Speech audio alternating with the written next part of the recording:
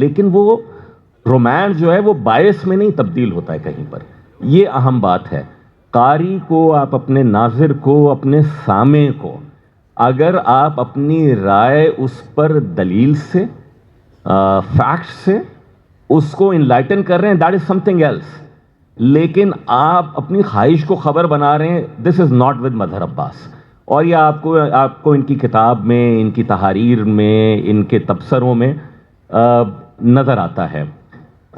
باوقار طریقے سے گفتگو کیسے کہنی ہے، یہ میرے خیال میں ہمارے آج کے صحافیوں کو، آنے والے صحافیوں کو دیکھنا چاہیے، سیکھنا چاہیے. مظہر صاحب سے، وسعت صاحب سے. ہم تو دا مسلم کے زمانے سے مشاہد حسین صاحب کو جو ہے، اس کے بعد مشاہد صاحب سیاست کو پیارے ہو گئے. تو اور تو ہاں، سیاست میں آنے کے بعد ہم سب اپنی عزت سادات جو ہے نا وہ طاق پر رکھ دیتے ہیں، کیونکہ ہم پھر پبلک پراپرٹی بن جاتے ہیں. تو لوگ سمجھتے ہیں کہ ہمارا پڑھائی لکھائی سے، کتاب سے کوئی تعلق نہیں ہے. تو لیکن ایسے لوگوں کی اس لیے قدر کرنی چاہیے، اور اس لیے اہم ہے آپ کی کتاب سے کو پڑھنا، آپ کی کتاب سے سیکھنا اور یہ سمجھنا. مختلف واقعات ہیں اس میں تحریر ہیں. کراچی کی سیاست کے اوپر 2015 کے بعد ایک دفعہ پھر کراچی ٹارگیٹڈ آپریشن شروع ہوا ہے، اس کی رپورٹنگ ہے، اس کے حوالے سے کالمز ہیں. ٹیررزم کے حوالے سے مظہر صاحب کی ایک پوری کی پوری سیریز تھی، چلی ہے.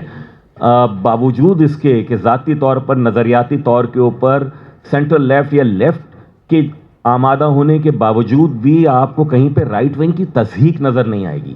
یہ امپورٹنٹ ہے ان کتابوں میں اور ان تبصروں میں. اور میرے لیے بڑی خوشی ہے کہ ان لوگوں کے لیے کہ جو کالمز اس حساب سے نہیں پڑھ سکے تھے، انہیں ایک بہت سارٹڈ طریقے سے، ایک بہت اچھی طریقے سے یہ کتاب کی شکل میں مل گئے ہیں. سو بہت شکریہ مظہر عباس صاحب آپ کا.